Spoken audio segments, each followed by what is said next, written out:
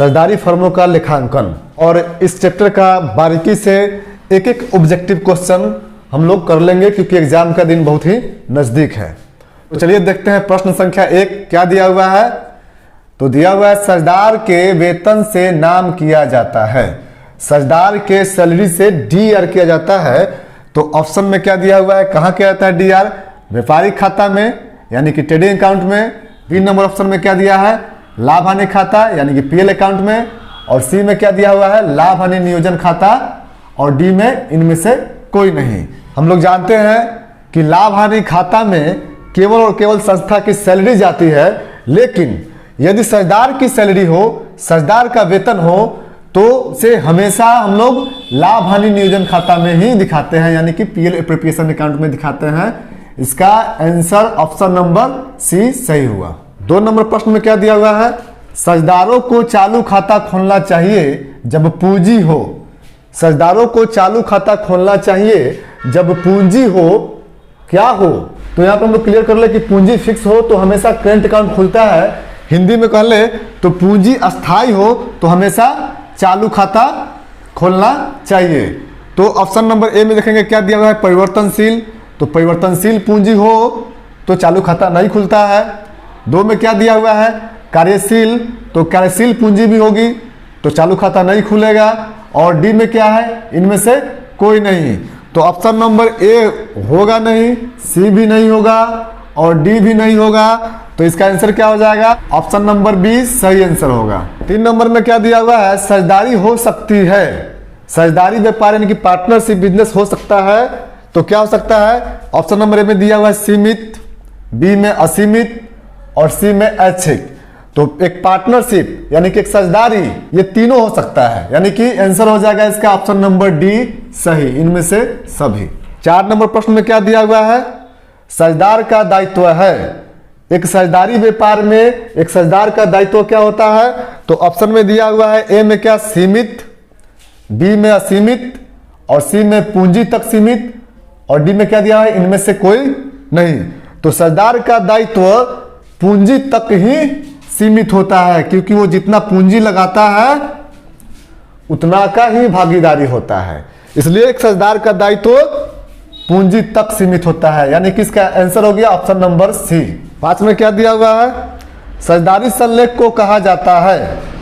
साझेदारी संलेख को क्या कहा जाता है, तो प्रविवरण यानी कि प्रोस्पेक्टस, ये नहीं कहा जाता है।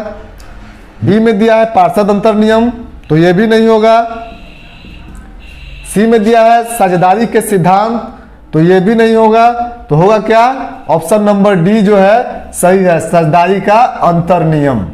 तो क्या दिया हुआ है, साझेदार का फर्म से संबंध होता है।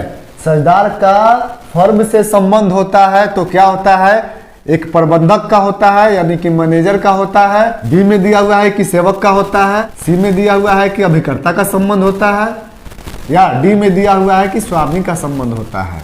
तो एक साझेदारी व्यापार में एक साझेदार का संबंध न प्रबंधक का होता है, न स्वामी का होता है और न ही सेवक का होता है। ऑप्शन नंबर सी इसका आंसर सही हो जाएगा यानी कि अभिकर्ता का होता है, एक एजेंट का होता है। अगला क्वेश्चन 7 नंबर क्या दिया हुआ है, साझेदारी अनुबंध बनाना है। साझेदारी अनुबंध बनाना क्या है? तो ए नंबर ऑप्शन में क्या दिया हुआ है, अनिवार्य। बी में दिया हुआ है ऐच्छिक, सी में अंशतः अनिवार्य और डी में इनमें से कोई नहीं। तो इसका ऑप्शन नंबर ए सही होगा क्योंकि एक साझेदारी व्यापार में अनुबंध जो होता है वह अनिवार्य होता है। अगला क्वेश्चन क्या है, साझेदारी अधिनियम किस वर्ष लागू हुआ? तो साझेदारी अधिनियम सन 1932 में लागू हुआ, पहला ही सही हो जाएगा। 9 नंबर क्वेश्चन क्या दिया हुआ है, साझेदारी समझौता हो सकता है, एक पार्टनरशिप बिजनेस हो सकता है। ए नंबर ऑप्शन में क्या दिया हुआ है, मौखिक। बी में क्या दिया हुआ है, लिखित और सी में मौखिक या लिखित दोनों और डी में इनमें से कोई नहीं। तो एक साझेदारी व्यापार मौखिक भी हो सकता है और लिखित भी हो सकता है, इसलिए इसका ऑप्शन नंबर सी सही हुआ।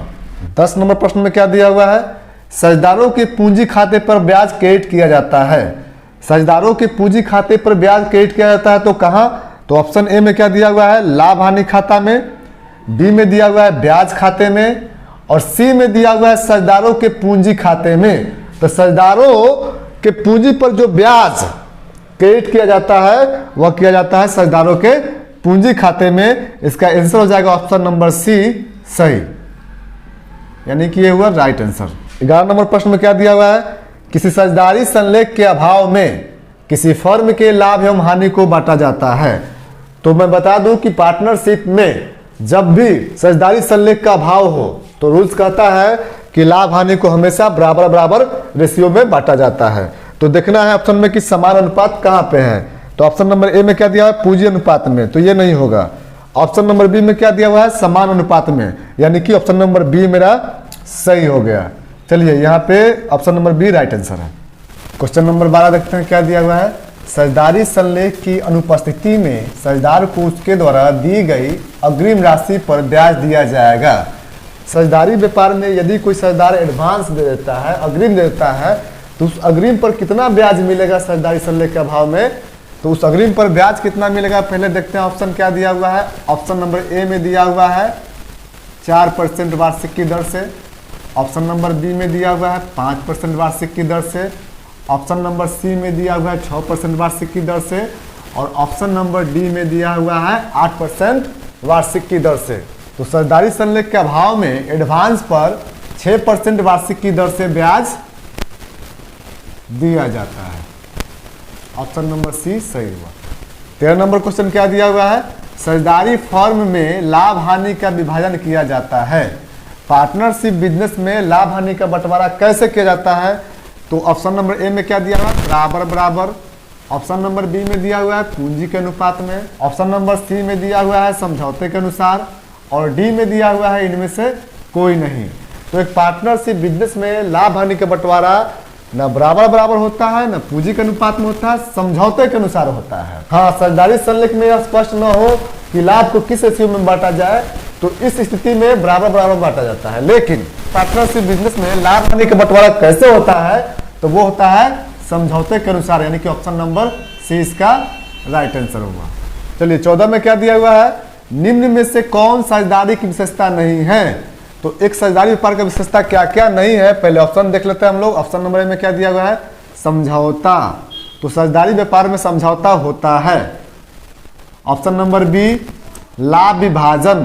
तो साझेदारी व्यापार में लाभ का विभाजन भी किया जाता है, यानी कि लाभ का बंटवारा भी किया जाता है। सी में है सीमित दायित्व।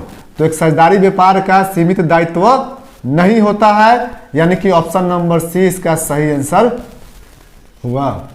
15 में क्या दिया हुआ है, लाभ हानि नियोजन खाता, पीएल एप्रोप्रिएशन अकाउंट बनाया जाता है।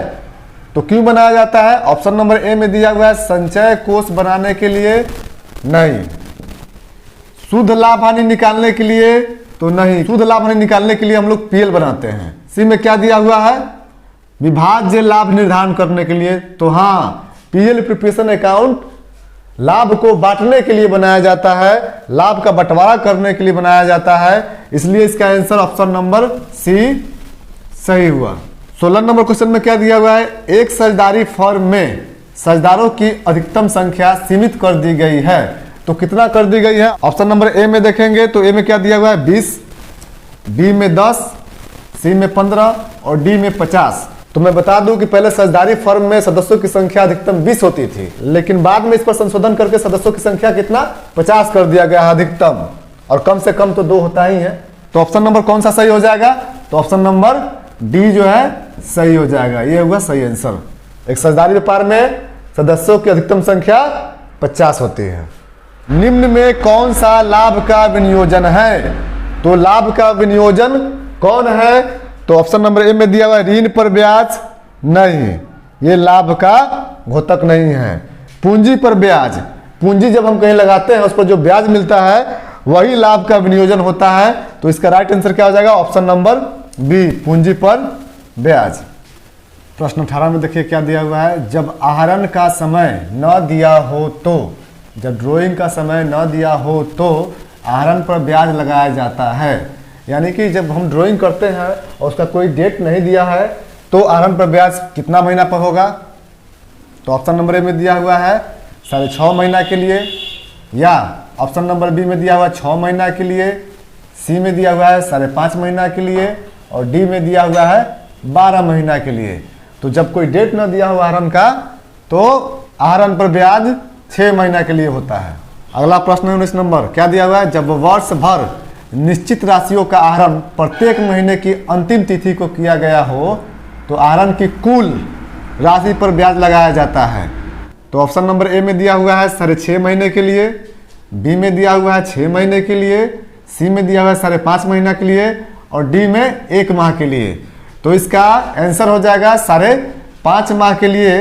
और इसे मैथमेटिक्स हिसाब से निकाले तो क्या करें, तो जब अंतिम तिथि दिया हो तो 12 में से 1 घटाएंगे और 2 से भाग दे देंगे तो कितना आ जाएगा, 11/2 काटेंगे तो 5.5 यानी कि 5.5 महीना। और यदि यहीं पे अंतिम न देके शुरू होता तो क्या करते, तो शुरू होता तो क्या करते, 12 में 1 जोड़ देते और फिर 2 से भाग यानी कि 13/2 काटते तो कितना आ जाता, 2 छक्के 12.5 यानी कि 6.5 महीना। और यहीं पे यदि ना अंतिम होता ना शुरू होता तब क्या करते, तब हम लोग सीधा सीधी 12 में 2 से भाग करते तो 2 छक्के 12 यानी कि 6 महीना। 20 में क्या दिया हुआ है, फॉर्म के लिए साझेदार के आहरण पर ब्याज है। फॉर्म के लिए साझेदार के आहरण पर ब्याज है तो प्राप्ति होता है या व्यय होता है या हानि या इनमें से कोई नहीं। तो एक फर्म के लिए आहरण पर ब्याज ऑप्शन नंबर ए प्राप्ति होता है, सही हुआ। आज के लिए इतना ही, मिलते हैं नेक्स्ट वीडियो में नेक्स्ट ऑब्जेक्टिव प्रश्न के साथ।